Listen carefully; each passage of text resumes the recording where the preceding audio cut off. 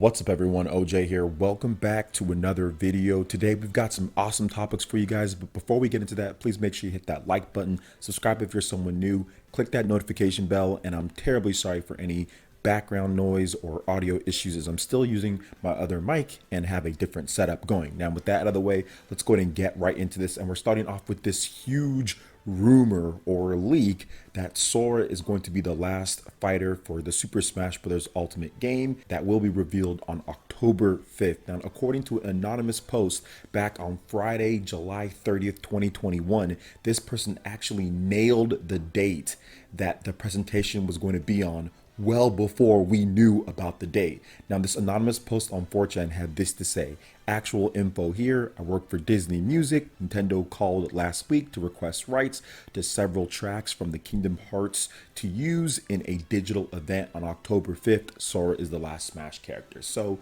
this is interesting because once again, nobody knew about this October 5th date, especially back in the summer, shortly after or the month after E3. There was no way anybody would have known about that date, or this person is the most luckiest person in the world and just guessed.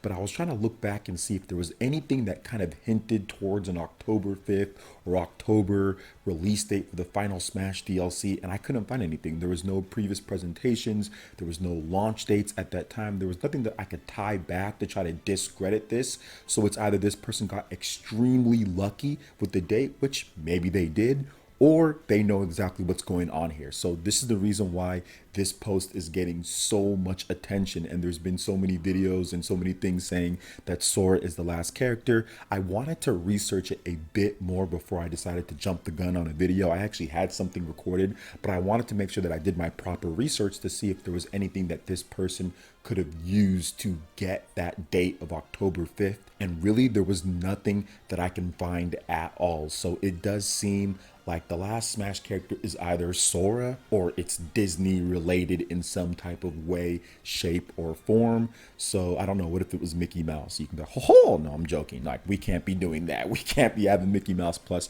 That goes against the rules that Sakurai did say, but you never know. Maybe there's something there. But I'm almost positive that if it is going to be something from Disney or something from Square Enix, obviously Sora would be that character. But it's also interesting to note that, man, like, that would be crazy because that would be Sephiroth, that would be Cloud, which was one of the original DLCs from Smash 4, which blew people away back then. That would also be Hero as well. So I mean, you've got Sephiroth, you've got Hero, you've got Cloud, now you've got Sora. That's multiple Square Enix DLC characters, which just goes to show you that Nintendo and Square Enix have an extremely strong relationship. And you know what? I was wrong on this. Heck, there was multiple times where I thought that Sora probably couldn't get in because of some of the stuff here. But it does seem if Sora does get in, that was just pretty much thrown away, and that would make for a hell of a last character. I'm pretty sure people would be pretty ecstatic to see Sora from one of the most popular Japanese RPGs out there, Kingdom Hearts, actually make it into Smash Brothers. But we're gonna have to wait and see if this does actually hold up here, because you never know. There could just be something. Maybe they wanted to get that character but ended up not being able to work out a deal for it. So that could be it too, because this was back in July, so maybe something fell through. There's always wiggle room, right? Even though Nintendo already picked the characters well in advance, so it's not like they were picking the characters as they went along. But you just never know when the access to that information was available, when that person saw something. So there's always something up into the air until we actually get that confirmation from Nintendo. But it definitely seems like, yeah, Sora is going to be the last character, but we will see. So what are your thoughts if Sora makes it in as the last character in Super Smash Bros. Ultimate? Let me know in the comment section below. All right, and moving on to the next topic here, guys, I just wanted to briefly go over how hyped I am for the Pokemon games coming out within the next few months of each other here. We've got Pokemon Brilliant Diamond and Shining Pearl. Nintendo released a brand new trailer showing off some Poffins and some new characters that you'll be able to travel with, and some new toys that you can take along with you in order to make the game playing a lot easier and a lot better. Quality of life stuff that would have been a dream back when I played Pokemon Diamond and Pearl. And one of them being this little Poketech gadget that lets you be able to use HMs on certain Pokemon that you can access all from right there and not have to actually use up a bunch of moves. So the Bidoof can still Bidoof with the with the HM moves and stuff like that, but it's going to be a lot easier this time around. So I love what they're doing there. Each time that I see Pokemon Brilliant Diamond, Shining Pearl, it just looks better and better from a graphical standpoint. It has a very clean, obviously chibi look to it, but at the same time clean look with the graphics. And once again, when they said, you know, graphics are not final on there, they actually meant it this time, because the graphics have definitely improved from when the first time that we saw it to the next time that we saw it, and now this time it looks better and better each time. So I am definitely happy with what they've done there. Now I do want to get into the game that I'm actually super excited for, probably the most excited I've been since Pokemon X and Y to play a Pokemon game, and that is Pokemon Legends Arceus. That game is coming out this January, this upcoming next year, January, and yeah, that is going to be absolutely incredible. I love some of the new mechanics that they're putting into there. They showed a brand new evolution of Scyther, one of my favorite Pokemon. You have this new evolution of Scyther, and it looks absolutely incredible. Just, you know, forgive me with the names and everything like that. But honestly, even with with the graphics and stuff, yes, the environments and some of the worlds still don't look quite as good, but the gameplay looks like it's going to be absolutely incredible, and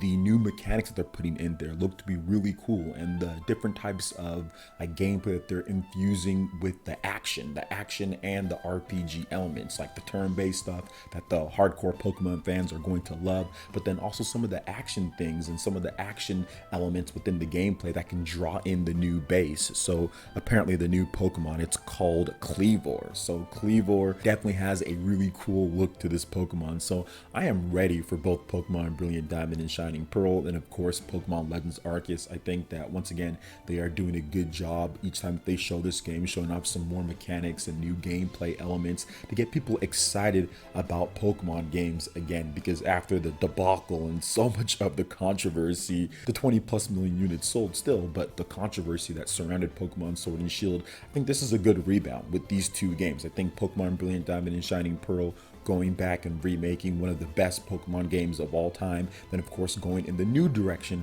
with Pokemon Legends Arceus and kind of showing off what they can do from an innovative and gameplay standpoint within a franchise that's been around for 20+ years. So I think that this is a good direction for the Pokemon company and for these games, and yeah, I'm looking forward to both of them here. So what are your thoughts when it comes to Pokemon Legends Arceus and what they showed off here, the new trailer, and also Pokemon Brilliant Diamond and Shining Pearl? What are you looking forward to most in these games? Let me know your thoughts in the comment section below. All right, and moving on to the next topic here, guys, we've got a confirmed English voice cast for Shin Megami Tensei 5. Now, we already knew this voice cast, like there was going to be an actual dub voice cast for it. Everything that we've seen so far has been in all Japanese, but Atlas dropped the bomb recently when it comes down to it, and we should know sometime today. I'm not exactly sure when this video is going to be up, so we might already know by the time that you watch this video, or it might be a bit later, or whatever the case is. But yes, Atlas West did announce that the English voice cast trailer for Shin Megami Tensei 5 will be going down today. If you're watching this on September 29th at 7 a.m. PDT, 7 a.m. PDT, 10 a.m. EDT. So it's pretty cool. This follows the Nahabino trailer that was just absolutely incredible. You guys know I'm hyped for Shin Megami Tensei 5. This game looks like a true AAA RPG on the Nintendo Switch, something that we haven't seen too much from third-party companies on the system, and now we're actually getting that with Shin Megami Tensei 5. So this just looks incredible, and I cannot wait to see the English voice cast for this, because I think it's going to be pretty cool. I think it's going to be awesome here, and it's actually a premiere. I looked at the different thing, they're premiering it here, so it should be interesting to see who the English voice cast is, because I'm pretty sure they're going to get some pretty popular names within the Japanese RPG realm, people that have experienced in doing the dubs and everything. So I'm interested in playing it in English. What I usually do, like when it comes to RPGs that have the dual voice cast, I usually play it once in English, and then if I really like the game and I want to play it again, I'll play it in Japanese for the second time. So that's what I did for Xenoblade Chronicles 2. So I'm looking forward to this, and of course this makes the game more available for many people. It makes it more accessible for many people that maybe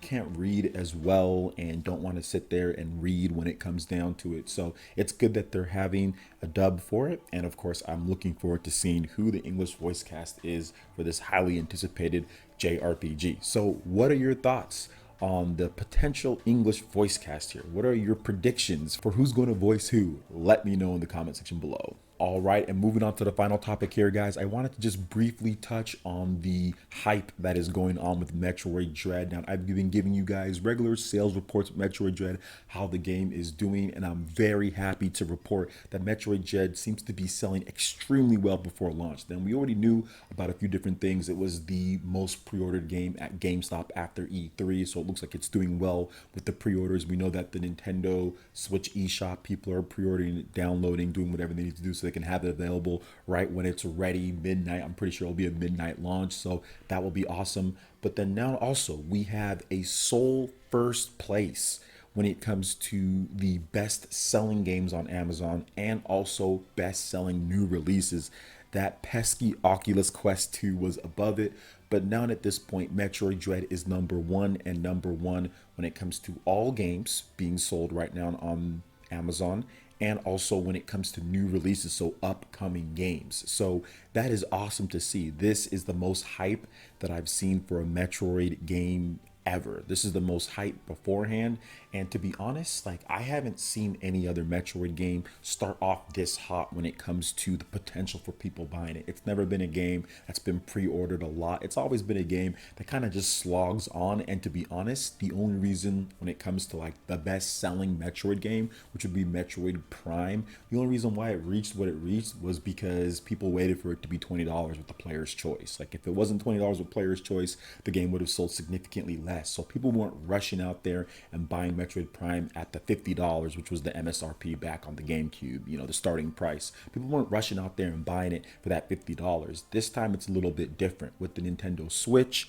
with the hype that's behind the system, with the Switch effect, where you see a lot of games that have previously launched that didn't do as well on previous Nintendo systems. Now they're doing a lot better and end up actually being the franchise best sellers on the Switch. This has happened for like almost every single big franchise Nintendo has, and heck, even newer games too. So stuff like 1-2 Switch and stuff like ARMS, or even stuff like Clubhouse games, which there was a DS one, but yeah, newer on that end, all did series best or franchise best, or potentially way better than what some of the other experiments did in previous systems on the Nintendo Switch. So it's very good to see Metroid Dread continue to build that hype and people to be excited for a Metroid game again.